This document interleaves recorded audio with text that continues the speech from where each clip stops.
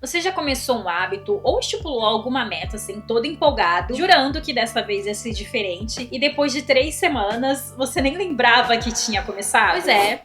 Eu já passei por isso, e hoje, depois de um pouco mais de um mês tentando mudar isso, eu acho que finalmente eu encontrei uma forma aí de manter 2 metas sem depender tanto da disciplina. E o mais curioso é que hoje eu nem acho mais que a disciplina seja o principal problema. Na verdade, eu comecei a perceber que tinha outras coisas que me atrapalhavam muito mais, e foi isso que mudou a forma como eu enxergo os hábitos. Fica até o final que eu quero compartilhar com vocês o que tá funcionando. Hoje eu tô tentando transformar 2 metas em hábitos de verdade, mais especificamente 2 coisas que eu amo genuinamente fazer, que são ler e escrever no meu diário. Depois de anos tentando criar esses hábitos, finalmente eu percebi que talvez o problema não seja aquilo que todo mundo fala. Inclusive eu também achava que era isso. Eu achava que era a bendita da disciplina. Mas hoje eu percebo que é outra coisa. Eu sempre tive essa ideia na cabeça de que pra você ler um livro, você tinha que sentar, estar calma, tranquila, ler durante meia hora, 40 minutos, 1 hora seguida. Tipo aquele momento sagrado, sabe? Só você e o livro, silêncio absoluto. Só que convenhamos, quem tem marido, filho, casa, trabalho,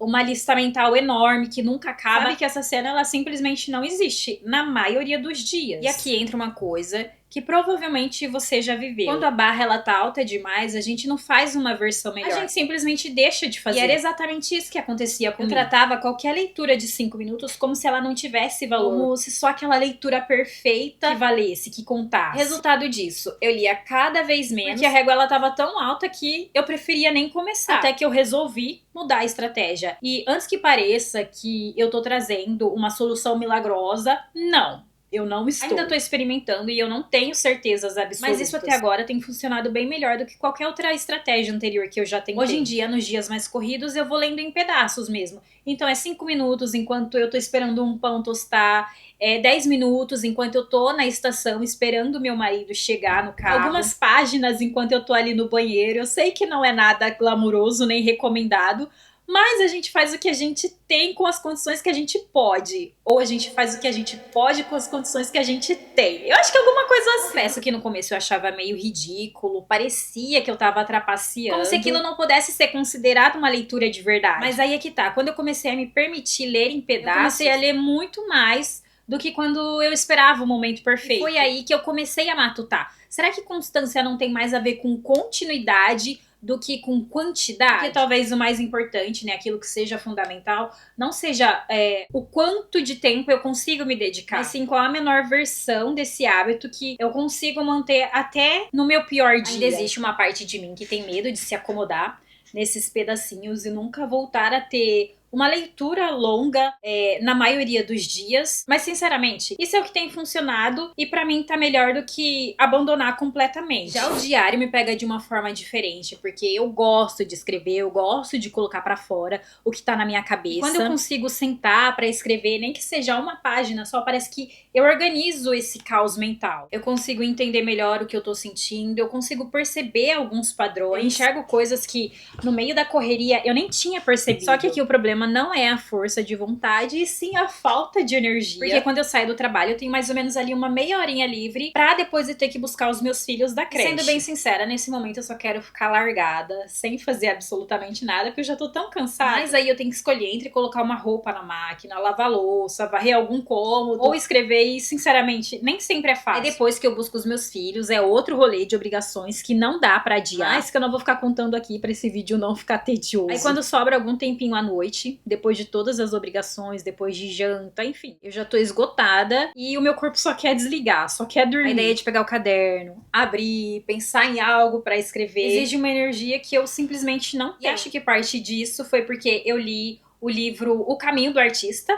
Eu vou pegar ele aqui, ó.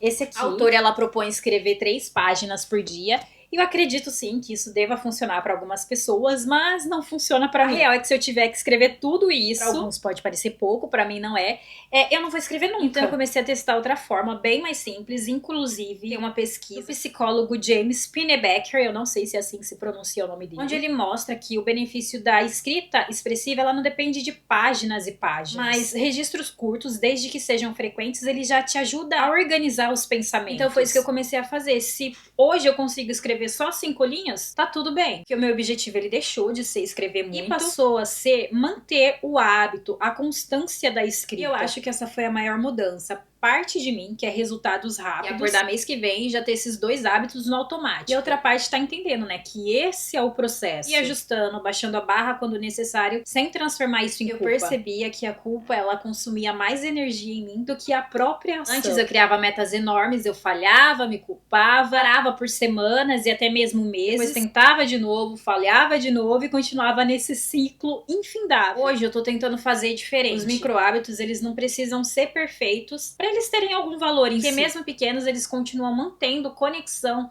com a pessoa que eu desejo ser no futuro. E que o equilíbrio talvez não seja dividir o tempo de forma igual todos os dias, mas manter a constância pra quando eu chegar no lugar onde eu quero estar. No fim das contas, eu percebi que isso se resumiu a 3 ideias muito simples. A primeira foi trocar perfeição por presença. Preferir fazer um pouco do que não fazer nada. Porque quando a barra ela fica alta demais, a gente não faz uma versão melhor, a gente simplesmente deixa de fazer. A segunda foi criar um hábito mínimo garantido. Não pensar na versão ideal, mas na menor versão possível.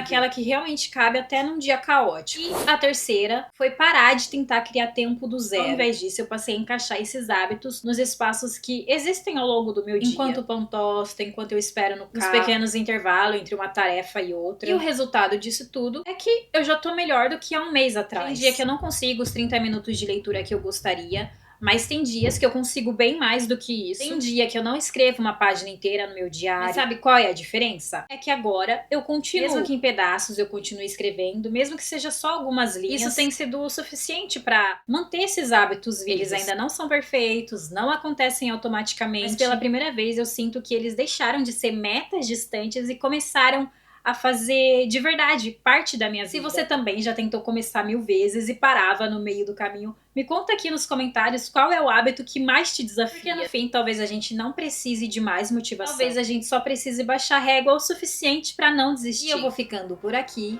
Um beijo e tchau!